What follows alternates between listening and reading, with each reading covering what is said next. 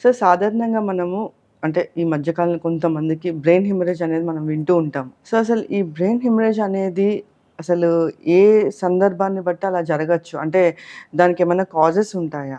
Okay. చాలా causes ఉంటాయి madam. Okay. జనరల్‌గా బ్రెయిన్ హెమరేజ్ అంటే మామూలుగా లేమ్యాన్ టర్మ్స్‌లో అంటే సడెన్‌గా బ్రెయిన్ హెమరేజ్ వచ్చిందని చెప్తారు. ఓకే. అంటే బేసిక్‌గా బ్రెయిన్ హెమరేజ్ అంటే హెమరేజ్ ఇన్ ద బ్రెయిన్. బ్రెయిన్‌లో బ్లీడింగ్ అయ్యి బ్లడ్ క్లాట్ ఫార్మ్ అయిందనమాట. ఓకే. సో, బీపీ హై అయ్యి కంట్రోల్ లేనప్పుడు బ్రెయిన్‌లో కొన్ని ప్లేస్‌లో రక్తనాళాలు చిట్లిపోయి బ్లీడింగ్ అవ్వడం అనేది సర్వసాధారణంగా వింటూ ఉంటాం. ఓకే. అది ఒక కామన్ కాజ్ అనమాట.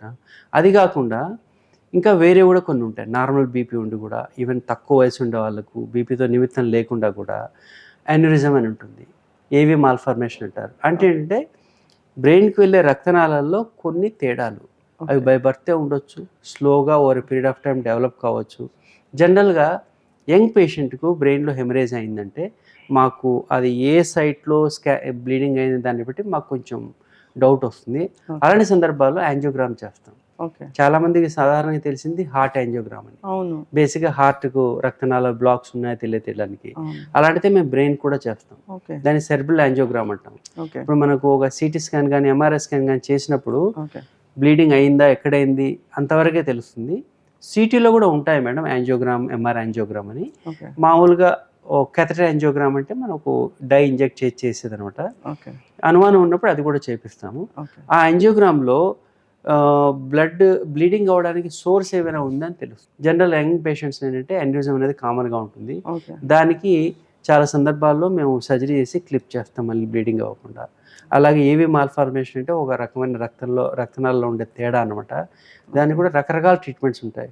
సర్జరీ ఉంటుంది, రేడియో సర్జరీ ఉంటుంది, ఇంటర్వెన్షన్ రేడియాలజికల్ ప్రొసీజర్స్ ఉంటాయి. అంటే లొకేషన్ బట్టి, ప్రాబ్లం బట్టి ఆ నిర్ణయం తీసుకోబడుతుంది. అది కాంప్లెక్స్ కాబట్టి. ఈ బీపీ హై ఉండడం అనేది చాలా సాధారణంగా జరుగుతుంది. దాంట్లో కూడా అనుమానం వస్తే we always do angiogram.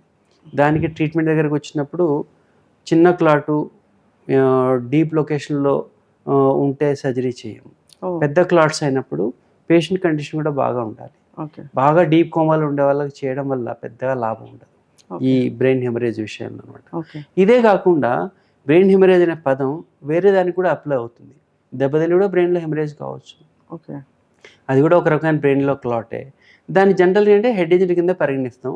But టెక్నికల్గా ఏంటంటే the word brain haemorrhage applies to bleeding that develops after injury to brain also. రకరకాలు ఉంటుంది. అగైన్ వైద్యం దగ్గరకు వచ్చేసరికి చాలా కాంప్లెక్స్ అది. పేషెంట్ ఏజ్ అయితేనేమి, లొకేషన్ ఆఫ్ ద క్లాట్ అయితేనేమి, సైజ్ ఆఫ్ ద క్లాట్ అయితేనేమి, దాన్ని బట్టి నిర్ణయం తీసుకోవాలి. చాలా సందర్భాల్లో మందుల ద్వారా అవుతుంది. కొన్ని సందర్భాల్లో స్కల్ ఓపెన్ చేసి we remove that clot also. And ఒకవేళ ఆ బ్లీడింగ్ అవడానికి సోర్స్ ఏమైనా ఉంటే కూడా దాన్ని కూడా అప్పుడే అటెండ్ చేస్తాం. హాయ్ ఎవ్రీవన్, నేను మీ వేదిక. ప్లీజ్ సబ్స్క్రైబ్ టు గోల్గో హెల్త్. Don't forget.